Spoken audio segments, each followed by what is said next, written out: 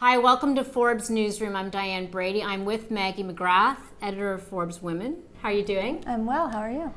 Good. We are talking today about essentially what's happened to abortion rights in this country. And you and Jenna McGregor were one of the first to really track what companies have done in reaction to the Supreme Court decision that essentially stripped a lot of women of abortion rights in the country. Talk a little bit about that. What's been the sort of corporate reaction? It's been interesting because among very large companies like the Yelps, the Disneys, the JP Morgans of the world, they have announced no matter where you live in these 50 states, we will make sure that you can get the health care you need. And what that means is they have put aside travel funds, $4,000, $5,000, $6,000. It kind of depends on the company. But they're saying if you need to travel out of state, if you cannot access abortion within 100 miles of where you live, you can use these funds to travel to where you can get abortion services.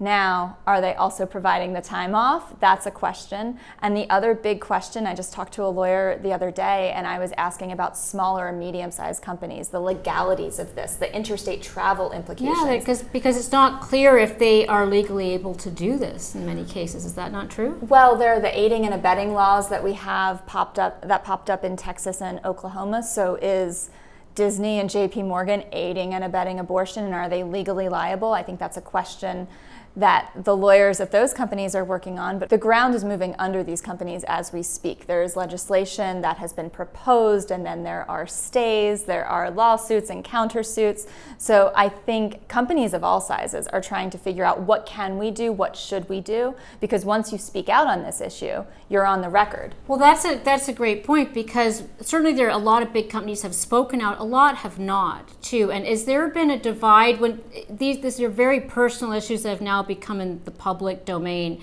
When you see this, whether it's red state, blue state, pro-abortion, anti-abortion, however you divide the country, are you seeing companies along those lines? So companies that are in states where, a lot of people are against abortion, are they speaking up as much as well? We covered a survey on Forbes.com about how it can feel like a lot of companies are speaking out, right? When someone like Disney, when a company like JP Morgan puts it in their earnings or puts a little statement out, but it's certainly less than 50% of all large companies, I think the number was closer to 10%, have actually done something. That's a small percentage of corporate America. But what's interesting is some 70% of Americans support legal abortion in some form or another, with exceptions, maybe some restrictions, but a large percentage of Americans are against this decision. So you have this dichotomy between what Americans believe and then how companies are speaking out. Let's bring it down to the individual. What happens now to a woman who gets pregnant in a state that has newly restrictive laws and she wants to get an abortion? It really depends. When does she discover that she is pregnant? If she discovers that she is pregnant before 6 weeks and she lives in Texas, she can proceed to get care. If she is after 6 weeks, she then has to look at the states like California and New York, which have codified Roe v. Wade, and she has to consider, can I get there?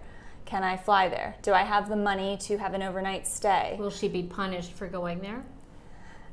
That is something I am not a lawyer, so I do not feel equipped to answer.